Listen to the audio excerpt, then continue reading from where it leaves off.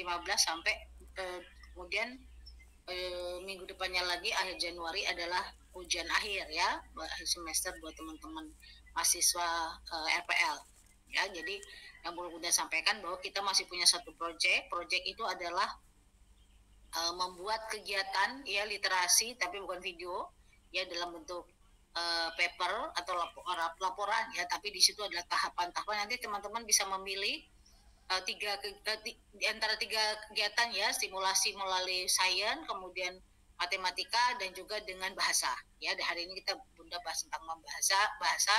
Teman-teman bisa membuat kegiatan stimulasi masing-masing itu ya, perkembangan masing-masing aspek perkembangan kognitif tadi dalam bentuk paper. Kemudian nanti ada pembahasan terakhirnya, yaitu kenapa memilih kegiatan tersebut ya, dengan alasan tertentu didukung oleh artikel pendukung ya. Itu misalnya saya membuat kegiatan mengenalkan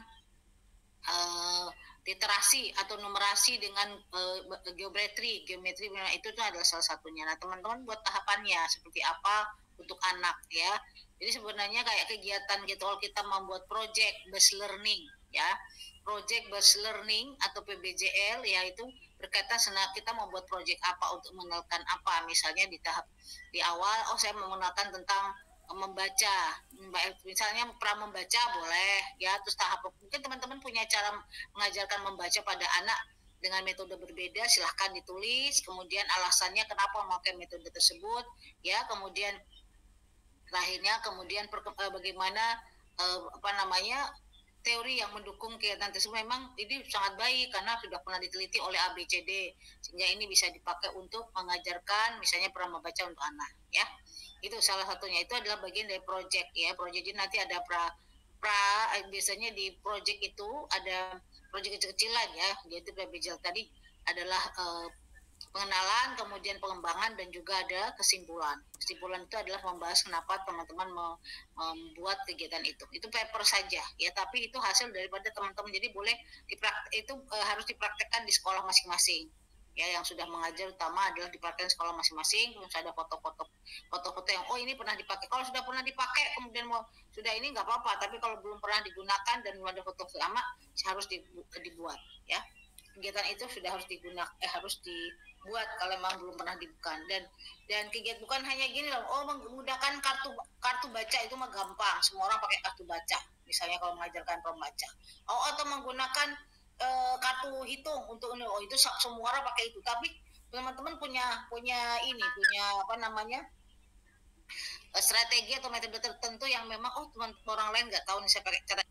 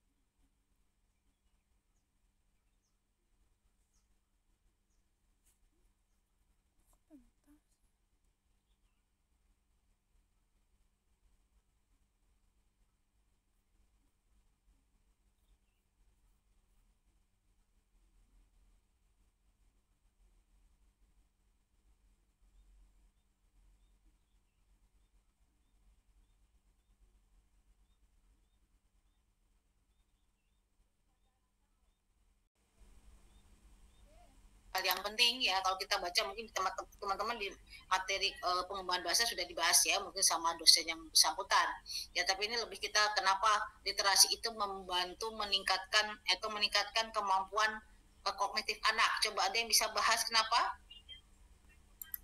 Kenapa literasi itu menjadi salah satu hal yang penting ya untuk bisa meningkatkan kemampuan kognitif anak? Ada yang tahu?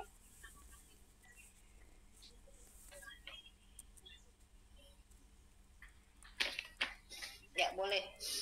Boleh jawab yang sudah bisa.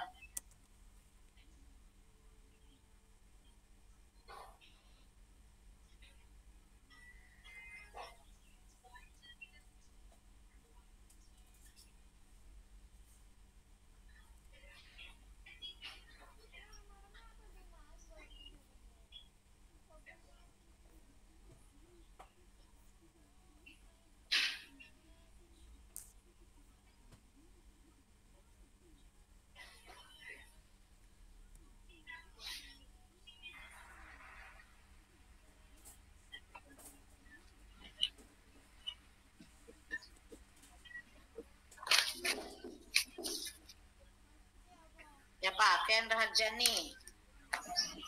Izin Ibu, saya mencoba untuk menjawab ya Bu.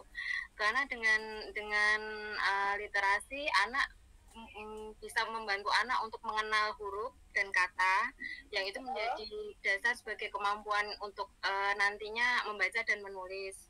Kemudian dengan literasi anak-anak belajar untuk berpikir lebih kritis Ibu, dengan apa, kan kalau saat kita bercerita itu kan ada alur ceritanya ya Bu, jadi anak-anak bisa mengetahui hubungan sebab akibat seperti itu. Kemudian dengan literasi, misalnya dengan kegiatan membaca, anak belajar untuk berimajinasi Ibu. Dengan berimajinasi itu kemudian alam pikiran anak itu kan akan lebih berkembang ya Bu, karena mereka kan akan bertanya, loh kenapa bisa begini ya, kenapa bisa begitu ya, seperti itu. Kemudian dengan literasi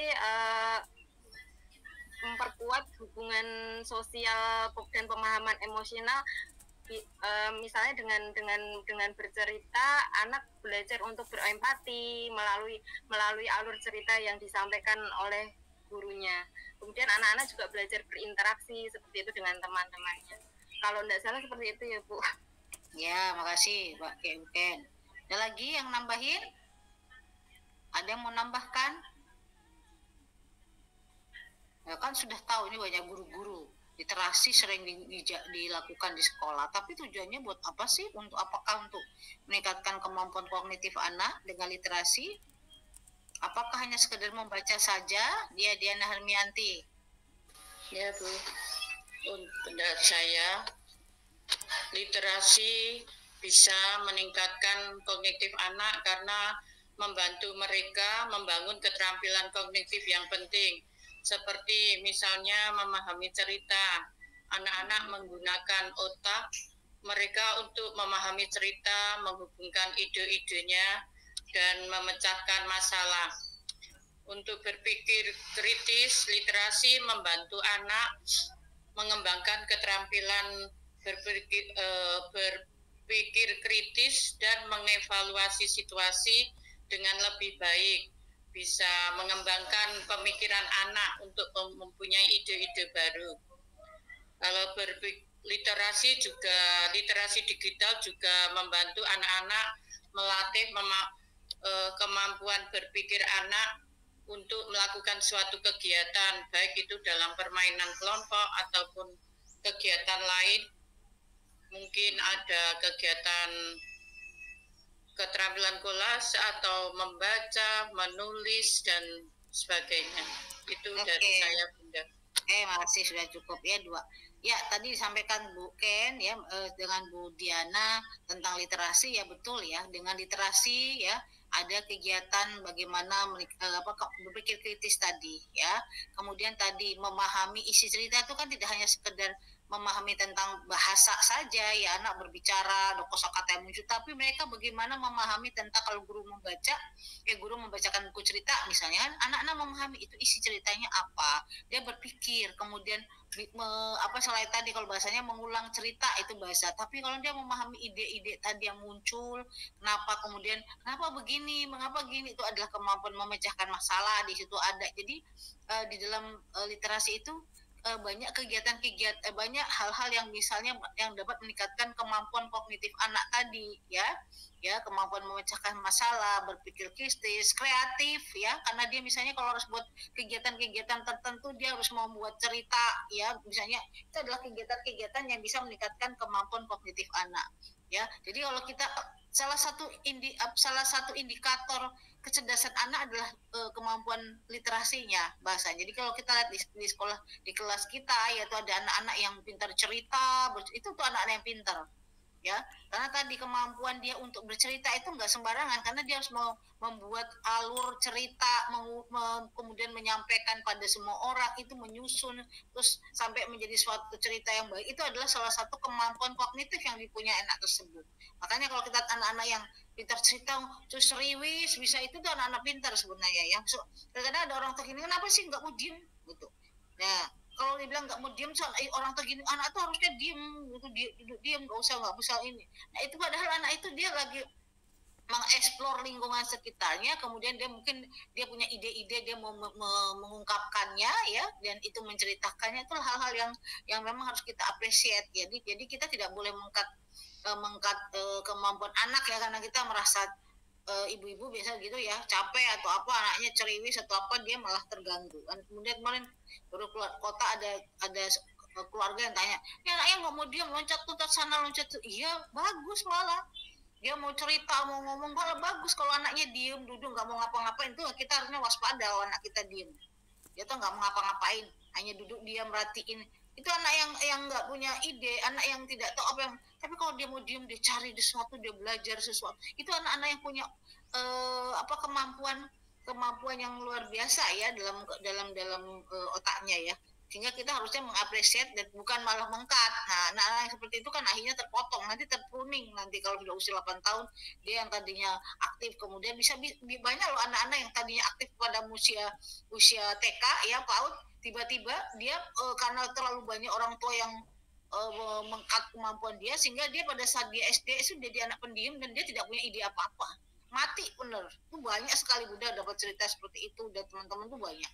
Dulu anaknya gini kok, kenapa sekarang begini ya? Ya mungkin ibunya pada waktu masa tumbuh kembangnya itu, masa dia masih dalam tahap itu, orang tua mengkat, ya. Kemudian banyak sekali hal-hal yang membuat dia, sudahlah, nggak usahlah saya mau seperti itu, karena orang tua itu, kalau kita nanti di IPS ada namanya perkembangan psikososial, itu akan ditemukan. Jadi Erikson tuh ada tahap-tahap yang dia nggak mau diem, dia nggak mau, nanti akan, kalau dia tidak itu, dia akan terhambat, ya, masalah itu. Kayak kita masuk ke tahapan ini supaya hari ini kita bisa selesaikan. Jadi di dalam kegiatan literasi itu, ya, adalah termasuk menyimak, kemudian mengungkapkan ide gagasan, ya, kemudian bagaimana dia membaca gambar, tanda, aksara, itu kan juga perlu kemampuan, ya, kemampuan berpikir kritis, ya, kemampuan untuk memecahkan masalah, meningkatkan berkomunikasi lisan. Anak yang kita tuh tadi komunikasinya lancar, mampu bercerita, produktif, mampu menyimak, itu menyimak butuh konsentrasi, ya. Nah, salah satunya kegiatan-kegiatan yang dapat kita lakukan adalah dengan kegiatan pra membaca. Ya, kalau di TK namanya kan pra membaca. Ya, kalau di SD sudah harus membaca. Sehingga di TK itu namanya pra membaca. Kalau di TK masuk harus wajib membaca, itu tidak benar. Tapi dia sudah masuk pra membaca. Membaca itu ada tahapan membaca lagi, ya, kalau kita lihat seperti itu. Nah, di sini ada namanya kesadaran fonemik. Nanti kalau lebih jelas tadi kan bisa ketemu di pengembangan bahasa, ya. Nah, kesadaran fonemik ini adalah pengetahuan bahwa kata-kata terdiri atas satuan unit terkecil, itu fonemik. Jadi dia memahami tentang unsur kata, ya, kata-kata tadi, ya. Nah, di sini mengungkapkan bahwa kesadaran fonemik ini berhubungan dengan perkembangan kemampuan menyimak. Kalau kita lihat namanya kemampuan apa namanya? Reseptif atau apa? Ekspresif. Kalau menyimak. Masuk ke menyimak itu reseptif atau ekspresif? Reseptif. Nah, reseptif itu adalah kemampuan dia untuk apa? Ada yang tahu reseptif? Ada ekspresif. Dia kalau mengungkapkan bahasa itu namanya ekspresif. Reseptif adalah menerima bahasa. Dia kegiatannya bisa, kalau guru bercerita, dia bisa menyimak dengan baik, konsentrasi, kemudian bisa menceritakan kembali, ya. Jadi berhubungan itu artinya dia punya kesadaran atau menyimak apa sih yang diceritakan orang itu atau guru, Nah, kemudian dia bisa menceritakan kembali, oh tadi ceritanya ini, poin-poinnya ini, dia bisa cerita kembali. Nah, kesadaran fonemik itu melatih anak juga memahami pola bahasa, ya, pola bahasa, mendengarkan, mengidentifikasi, memanipulasi, ya, poin-poin tersebut itu namanya kesadaran fonemik. Ya, ini kita nggak bicara secara detail karena nanti ada mata kuliah juga. Ini kemudian, nah minat terhadap buku, nah itu adalah salah satu ketertarikan pada buku itu untuk mengembangkan minat itu anak perlu didasan melihat dan eksplorasi materi cetak atau kita punya buku. Nah sekarang di mana di rumah-rumah itu jarang sekali ditemukan buku karena orang tua sekarang jarang di rumah bunda juga karena udah besar ya. Itu buku-buku itu jarang. Orang jual koran apa sekarang masih ada? Coba. Ada orang jual koran sekarang di zaman dulu tuh orang punya tetangga tuh di Jakarta setiap hari tuh dia ngurusin koran-koran untuk dibagikan ke rumah-rumah. Terus habis sekarang dia udah tutup karena orang koran-koran nggak laku. Orang-orang katanya lebih senang pakai di online. Tapi di online juga orang nggak pernah baca. Ada yang pernah baca online, bunda nggak pernah. Jarang ya, suruh baca online itu paling kalau di WA terus baca. Tapi untuk mendownload sendiri yaitu terus memang ada buku-buku yang di-download tapi bacanya itu jarang. Ya jarang kalau nggak dipaksa baca ya, ya mungkin itu salah. Tapi udah lihat sekarang kayak toko-toko buku juga tutup. Apa toko buku yang masih jalan di sini di Peduruan sini punya ada Gramedia sepi. Dulu zaman dulu tuh setiap toko buku ya di Gramedia orang tuh anak-anak tutup sampai gelondor gitu sampai baca buku.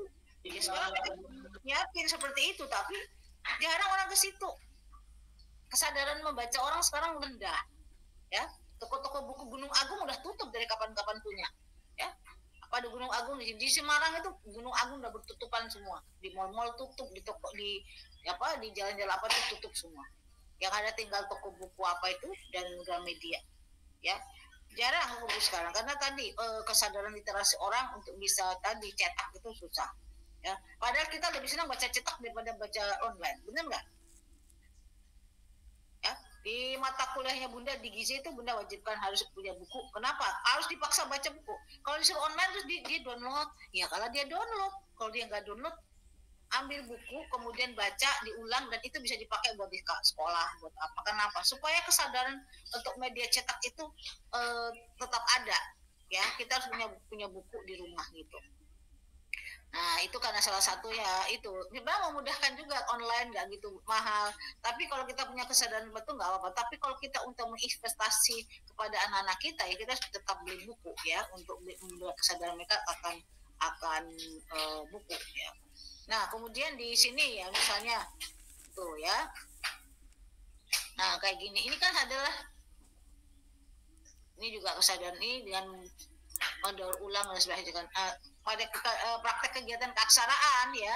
Nah, lakukan PAUD dengan memperhatikan pemenuhan fase fondasi. Ini kan kita nih fase fondasi ya.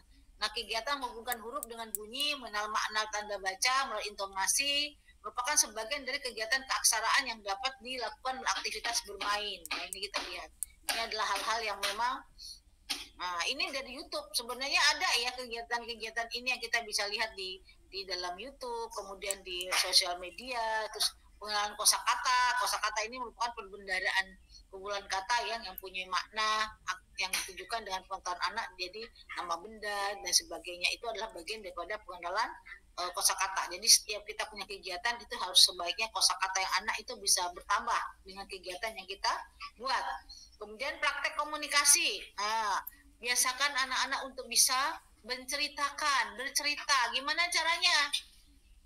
Ya, ada tanya jawab setiap di kelas ya kemudian minta anak untuk setiap pagi bercerita dengan teman-temannya jadi ada mungkin teman-teman bisa membuat jadwal hari ini siapa yang punya jadwal bercerita depan kelas besok siapa gantian jadi bukan hanya itu saja siapa yang mau bercerita nanti kalau mau bercerita nanti yang ceritanya dia aja buat jadwal misalnya sih kalau di situ ada 10 anak hari ini siapa jadwal cerita, besok jadwal cerita siapa aja. Nanti anak yang tadinya nggak mau cerita karena dapat jadwal, dia akan mempersiapkan diri untuk bercerita, keberanian dan sebagainya. Itu kita yang buat. Ya, emang kita kan harus dipaksa ya semuanya begitu.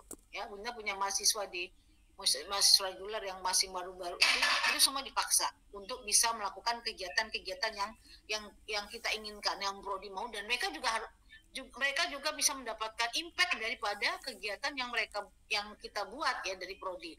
Jadi Bunda di ini ya sebagai prodi itu sering memaksa anak-anak misalnya anak-anak reguler yang mahasiswa yang semester 1 sampai semester 5-7 sampai sekarang itu ya biasa paksa. Tanya sama mereka, siapa yang buka maksa? Bunda atau paksa? Ya tanya mereka bilang kalau Bunda udah telepon tengah masuk apa tuh, mereka bilang ih Bunda ngapain telepon, pasti aku mau disuruh apa. Emang suruh, nggak ikut lomba dipaksa. Mana ada yang nggak ikut lomba? Bunda nih saya nggak mau ikut lomba, ya saya tak sakit tenggorokan gini-gini. Saya bilang ini sakit tenggorokan Bunda bawa ke dokter, ayo mau ke dokter besok sekarang. Terus bilangin baru Bunda ceramah sepanjang jalan kenangan sama dia cuma gitu. Terus gini gitu kan. Terakhir dia lomba, dia menang juara 1 mendongeng se-Indonesia. Kemudian dia juara 1 dan diadakan oleh UNJ. Ya bukan dongeng. Kemarin dia lomba apa itu? Yang internasional, yang mendongeng dia lain lagi. Yang internasional dia kemarin juara 4 juara harapan 1 apa namanya Iza. Itu tadi alasannya banyak. Nggak bisa Bunda, bahasa Inggris. Itu dia udah berapa kali lomba dan menang. Tadinya nggak mau disuruh-suruh. Alasannya banyak banget. Udah kalau kamu ikut lomba, kamu ikut lomba, nilaimu di tangan sudah A. Langsung dia semangat. Ya Bun, aku ikut lomba Bun. Ikut lomba dia. Kamu nggak usah ini, kamu dapat A sama mata kuliah Bunda. Ya dia senang lah, dapat A langsung. Dan ikut lomba dan dia memang akhirnya memang menang dan dia juara internasional loh ya. Internasional dia juara harapan 1. Ya nggak apa-apa. Dan dia waktu pronunciation bahasa Inggrisnya bagus. Hanya ketakutan aja di awal untuk nggak bisa, kalau nggak bisa terus gini alasannya banyaknya. Pas dia bikin dia bisa kok. Nah itulah mungkin anak-anak kita kan banyaknya begitu ya. Mungkin kita takut-takutin awal, terus dia juga punya rasa tidak percaya diri juga, sehingga itu membuat dia menjadi mau ketakutan. Dan udah banyak sekali ya mahasiswa yang sudah Kapolri mau 2 semester 2 ini ya, jadi tahu ada yang nggak mau ikut, mahasiswa nggak mau ikut magang magang internasional udah paksa. Ayo ikut magang internasional, magang AFT. Terus saya nggak mau ikut. Ternyata mereka lolos masuk sekolah internasional, punya gaji 4 juta, 5 juta. Emang Bunda dapat apa? Enggak dapat apa-apa. Bunda hanya senang mereka bisa terima jadi guru sekolah internasional, punya gaji segitu. Sekarang mereka ya pergi masing-masing yang mendapatkan kemudahan, impact dari apa yang mereka buat adalah diri mereka sendiri. Kita misalnya Bunda atau teman-teman dosen di prodi itu tidak dapat apa-apa. Senang mereka mendapat sesuatu yang baik. Tapi semua kan untuk mereka sendiri. Nah, teman-teman juga bisa seperti itu kayak anak-anak. Anak-anak itu kita bisa menjadwalkan misalnya kegiatan-kegiatan kayak tadi bercerita di kelas. Anak-anak yang tadinya mungkin takut ya, mungkin di rumah gini, anak-anak tuh banyak yang di sekolah di rumah itu mungkin tidak pernah komunikasi orang tua dengan orang tua, ini jarang ya. Kemudian ada yang jago kandang. Nah di sekolah tuh kadang-kadang takut untuk mengeluarkan atau bercerita depan kelas karena tadi takut dimarahin. Ketakutan wajar ya kalau kita memang belum ini, tapi perlahan kita memberikan mereka kesempatan. Awalnya mungkin memaksa, kemudian bisa, dan itu akhirnya bisa ya. Udah tuh punya kunci ya dipaksa dulu di awal.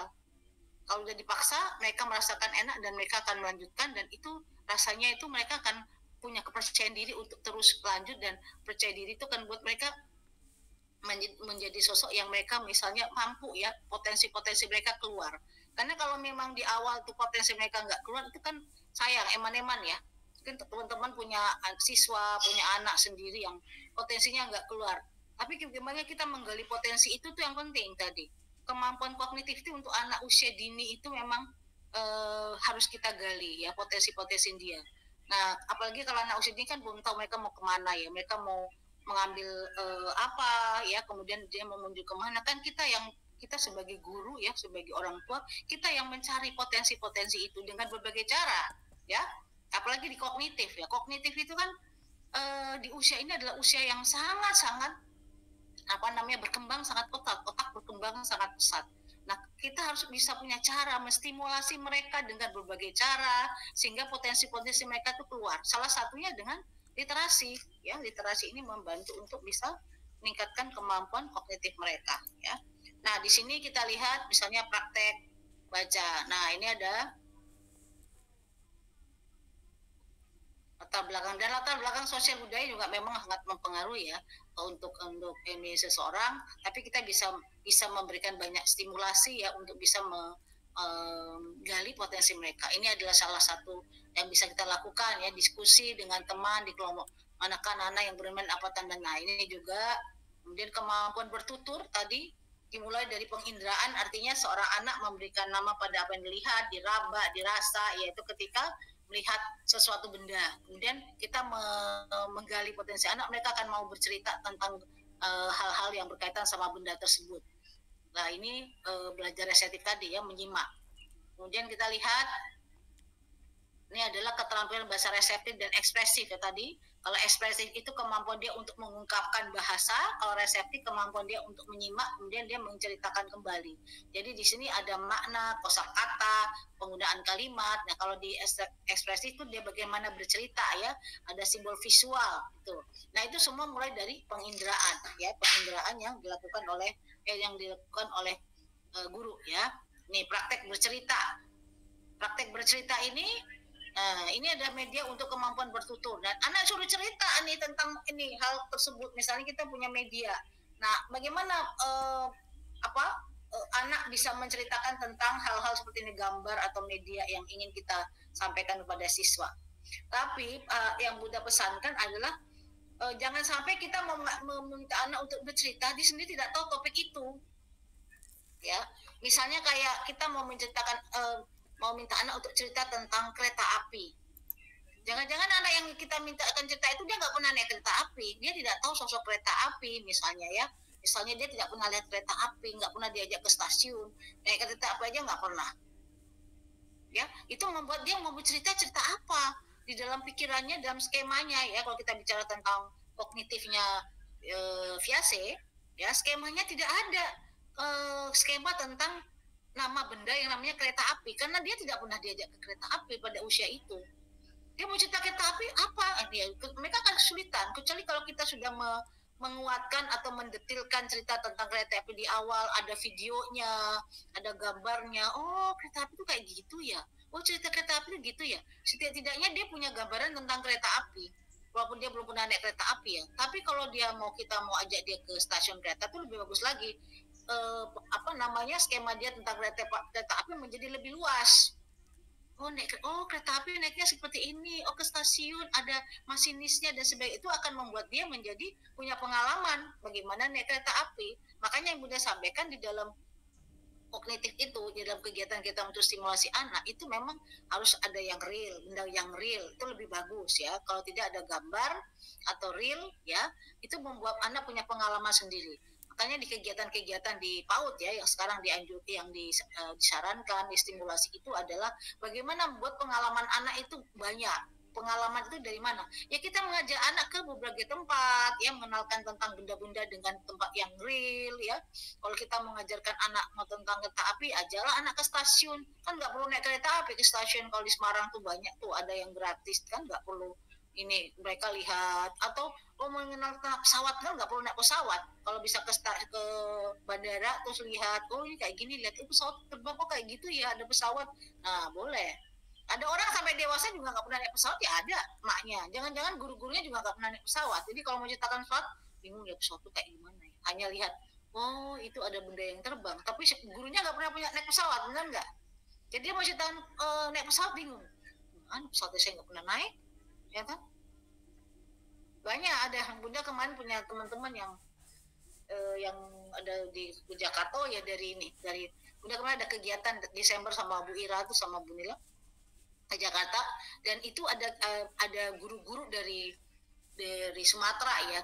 Sumatera itu bukan Batam ya, tapi agak ke sana ya, agak ke penjuru. Itu dia ada sekitar 15 orang datang. Memang dari Kemendikbud itu GTK mengundang mereka di Jakarta ya, ketemu sama kita semua.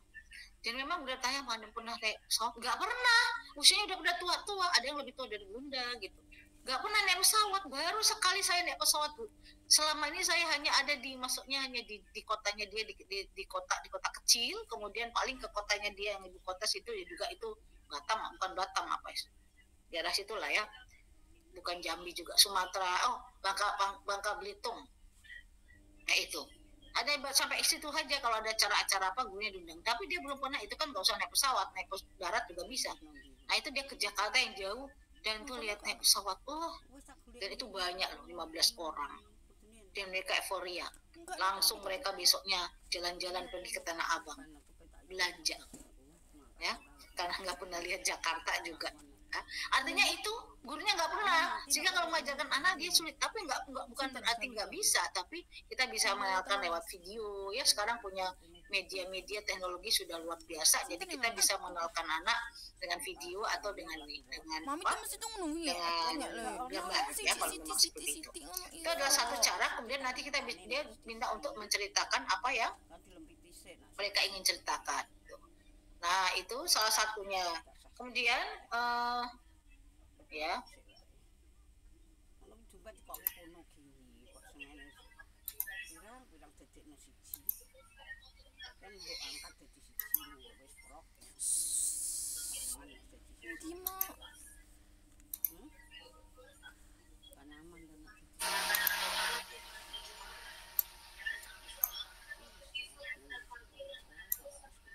ya, kita lihat lingkungan yang kaya akan literasi itu ada di mana saja ya.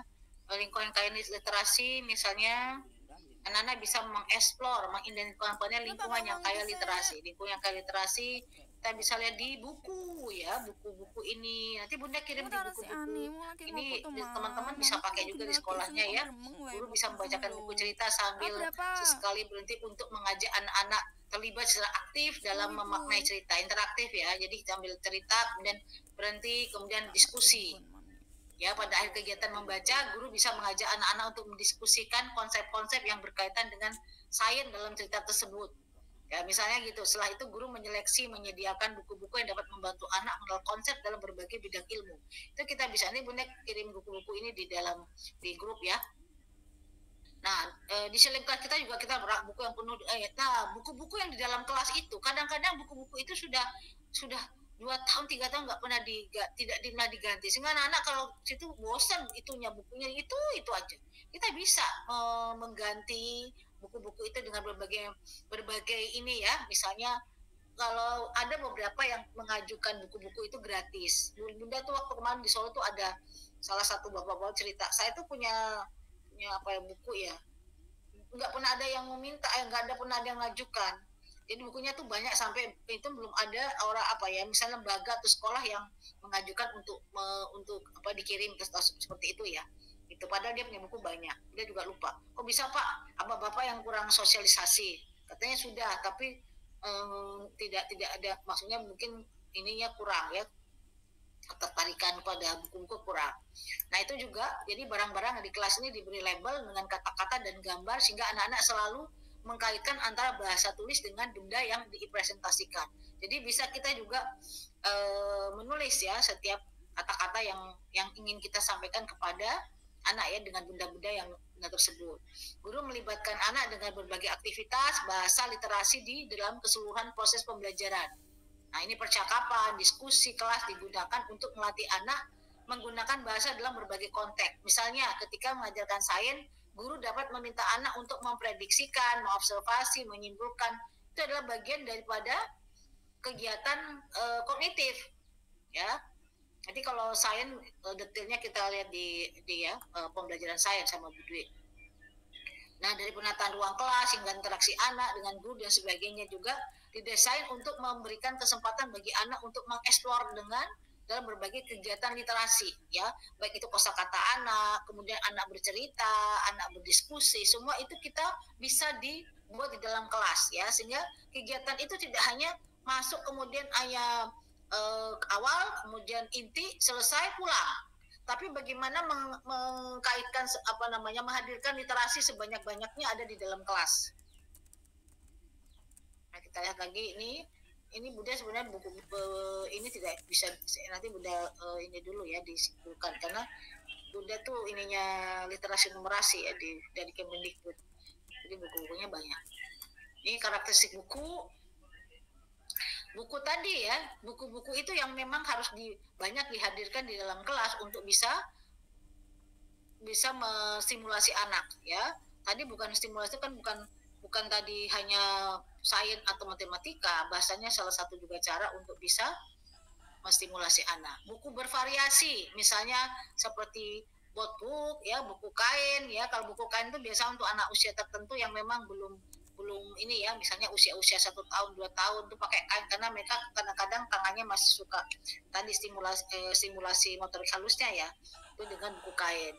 Atau buku-buku seperti apalagi, nah banyak sekali ya buku-buku yang sebelum kertas itu ada buku yang dari itu ya, yang bisa ada suaranya ya, apa namanya, bisi book ya, itu juga bisa kita pakai pada anak, dan anak sangat tertarik karena misalnya ada suara, ada gambar yang bisa berdiri ya, kemudian itu juga membantu untuk bisa menstimulasi bahasa anak ya.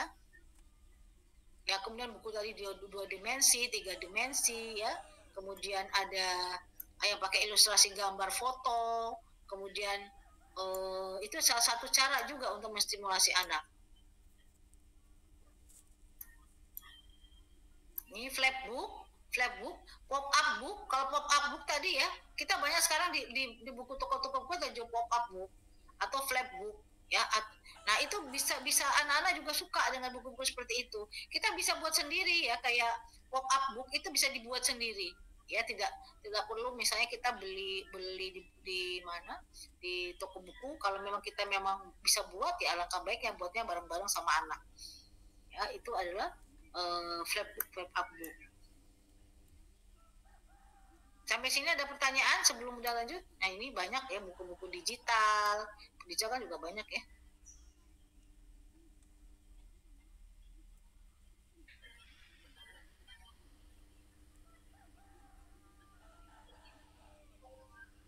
Nah, ini adalah salah satu alat bantu ya. Misalnya kue bisa diganti dengan makanan khas temannya, kemudian makanan tertentu, kemudian kita suruh anak untuk menceritakan ya tentang makanan khas tersebut. Bagaimana apa yang mereka katakan tentang makanan tersebut, bagaimana respon anak. Jika anak tidak dapat merespon, guru bisa melanjutkan dengan menginformasikan nama makanan dan ditemui di mana saja. Mungkin makanan tersebut ya.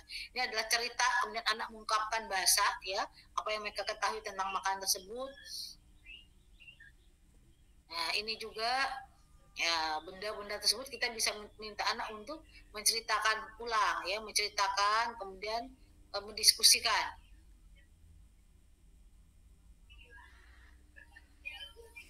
Ini adalah sebenarnya di lingkungan kita banyak yang bisa kita lakukan stimulasi ya untuk anak ya. Ini membaca nyaring juga salah satu yang untuk menstimulasi kemampuan kognitif bahasa anak ya. Menyimak, konsentrasi, dan nyaring ke kosakata bahasa tulis ya, kemudian bertutur kata dari baca nyaring. Nah, strategi orang tua dan guru itu banyak ya. Berarti stimulasi apa yang bisa kita lakukan ya sebagai guru untuk bisa menstimulasi tadi literasi anak. Tadi yang sudah saya sampaikan banyak sekali ya. Oke, sampai sini ada pertanyaan tentang literasi? Jadi hari ini kita materinya udah terakhir ya teman-teman ya. Nah, tadi tugasnya sudah Bunda sampaikan, nanti tinggal buat Bunda di grup di Spada ya, pertemuan 14-15 itu nanti ada tugas project. Nah, silakan teman-teman membuat seperti yang tadi Bunda sampaikan di awal ya. Ya, Yuliana Tri. Izin bertanya Bunda. Bunda, yang ingin saya tanyakan yaitu bagaimana cara menggali minat baca pada anak dan metode apa yang bisa melatih anak untuk percaya diri. Itu Bunda. Terima kasih Bunda. Iya, kalau apa tadi yang pertama? Bagaimana cara menggali minat baca pada anak? Iya, sebenarnya minat baca itu bisa kita lakukan tadi yang Bunda sampaikan dengan menyediakan buku-buku dulu di di sekitar kita ya, misalnya gitu. Kan tahapan membaca itu tahap, bukan hanya langsung dia baca buku ya, bukan, tapi bagaimana dia membolak-balikan buku, tertarik sama buku, mau membolak-balikan buku. Nah itu bisa kita kenalkan kan sejak dini. Kalau Bunda dulu ya, maksudnya mengenalkan pada anak itu kita dia menggunakan buku kain dulu, baru buku yang agak keras ya, kemudian karena dia biar dia kan lihat dulu gambar-gambarnya. Setelah itu ternyata baru dia tertarik, kita ganti sesuai dengan usianya dengan buku yang berbeda ya, selain kain tuh, kemudian yang agak tebal yang dari apa itu. Nah itu naik kemudian sampai dia buku besar, sampai buku besar itu buku kan ini ya, apa namanya, kata-katanya kan sedikit. Untuk umur 45 ya atau 34 itu kita jangan kasih buku yang tulisannya banyak, pusing dia. Tapi dengan yang buku yang tulisannya sedikit ya, misalnya hanya satu kalimat saja. Tapi udah menceritakan, nanti buka Bunda share di grup ya, buku-buku yang bisa teman-teman kalau mau di print ya silahkan. Nah itu adalah salah satu yang memudahkan teman-teman untuk bisa simulasi ini. Bunda dikirim sama Tanoto Foundation, itu buku banyak sekali, ada 3 ini, karena Tanoto Foundation itu punya program sigap tidak sama dengan Gramedia. Dikirim nih, katanya Bun nih. Nah salah satu mahasiswa yang dulu mahasiswa reguler yang namanya Mario Stefanus, Mario Stefanus. Dia tuh sekarang di Tanoto Foundation. Jadi memang dia di PAUD sana, dia kerja di sana, dan dia tuh program keliling Indonesia, kan tuh programnya Tanoto, dan mereka buat buku sigap. Itu buku-bukunya ya besar, panjang, tapi tidak ini ya. Coba Bunda lihatin, nanti teman-teman bisa lihat ya.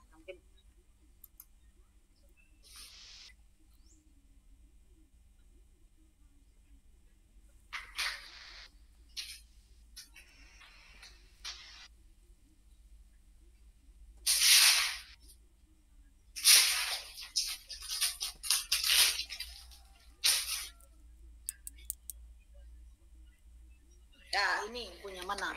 Kelihatan ya? Nah bukunya kayak gini nih. Nah ini kan kelihatan ya? Oh, sigap. Lihat. Bisa atau tidak ya? Gitu.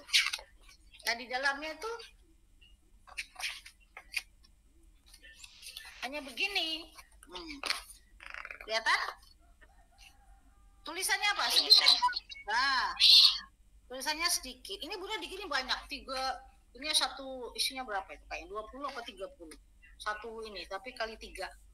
Jadi ininya satu, terus ada yang tentang apa lagi itu dikirim sama Mario. Jadi cerita buku anak tentang sigap. Nah sigap ini yang nomor 1 itu bicara tentang apa ini? Bisa atau tidak ya, bisa tidak itu ya. Misalnya Tania ingin menggambar ditemani Kak Tora, tapi Kak Tora sedang sibuk. Besok aku mulai masuk kelas 2, aku harus menyiapkan sendiri keperluan sekolah, aku mau jadi anak mandiri, jadi kemandirian. Ya, kemudian mengajarkan tentang kemandirian. Besok Tania juga. Itu hal-hal yang dibuat oleh Pental.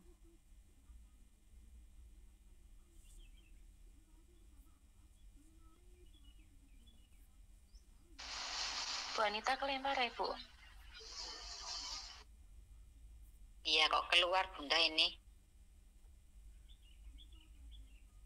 Pencet apa ya? Sinyalnya hari ini saya juga kelempar. Oh iya, memang ini keluar masuk saya juga. Sama Bun.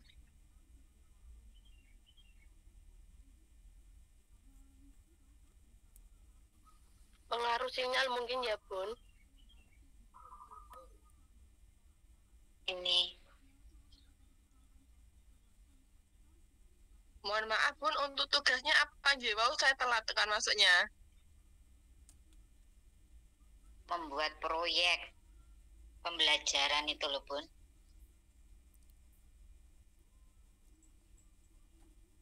Untuk tema ditentukan nggak Bun? Enggak, tidak. Sesuai yang diajarkan di sekolah kita masing-masing. Itu nanti bentuknya seperti apa Ji?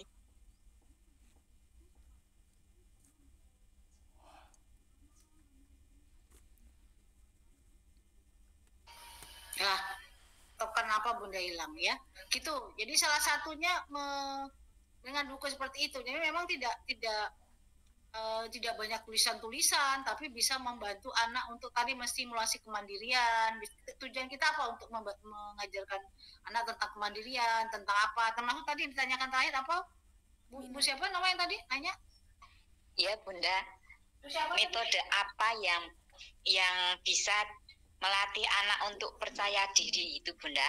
Oh iya, kalau percaya diri tadi kasih kesempatan anak untuk bisa tadi bercerita, salah satunya contohnya ya bercerita, karena anak-anak yang tidak percaya diri itu kan muncul ya tidak tiba-tiba ujuk nggak percaya diri, tapi mungkin di rumahnya tidak dikasih kesempatan pada orang tua untuk mengungkapkan misalnya apa yang ingin perasaannya ya, selalu dekat sama orang tuanya sehingga dia atau ada hal-hal yang terjadi yang sehingga membuat dia tadi jadi tidak percaya diri, banyak seperti itu. Bisa juga gurunya tadi yang di sekolah tidak pernah memberikan dia kesempatan untuk menstimulasi tadi kemampuan dia sehingga dia ya sudah kepercayaan diri hilang. Jadi banyak hal ya faktor-faktor yang membuat anak nggak percaya diri, dan itu kalau dibiarkan sampai dewasa dia akan seperti itu ya. Mungkin dari kecil ada, kalau kita lihat tahapan Erikson, dia selalu dikat, dianggap wah nggak usah nanti ini, jadi banyak hal nanti lebih ini udah mau habis waktunya, sehingga kepercayaan diri itu kita bisa berikan kesempatan minimal dari sekolah, yaitu tadi kesempatan dia untuk bercerita. Mungkin awalnya kita disuruh bercerita pagi-pagi ya, menceritakan pengalaman dia, anak-anak nggak mau, lama-lama karena kita paksa, besok giliran kamu ya, besok lagi giliran, dan akhirnya kelamaan anak-anak itu percaya diri. Bunda belajar dari banyak hal ya, tadi yang Bunda ceritakan juga, anak-anak yang tadinya tidak percaya diri, nggak punya kemampuan apa-apa, sekarang semua udah percaya diri sekali, semuanya mau dia lakukan ya, seperti itu. Oke, udah habis teman-teman, nanti Bunda dimarahin. Oh ya Bunda, terima kasih Bunda. Ya, selamat ya buat semuanya, ini hari terakhir kita Jimer, nanti kita ketemu lagi di mata kuliah berikutnya ya. Selamat, terima kasih buat semuanya. Besok minggu depan ada tugas ya, project, silahkan bisa dikerjakan, nanti akan Bunda kasih waktu sekitar 10 hari dari hari ini. Mungkin nanti besok apa lusa ya Bunda kasih, karena nggak mungkin bertuburkan sama UAS. Oke, terima kasih. Assalamualaikum warahmatullahi wabarakatuh. Waalaikumsalam.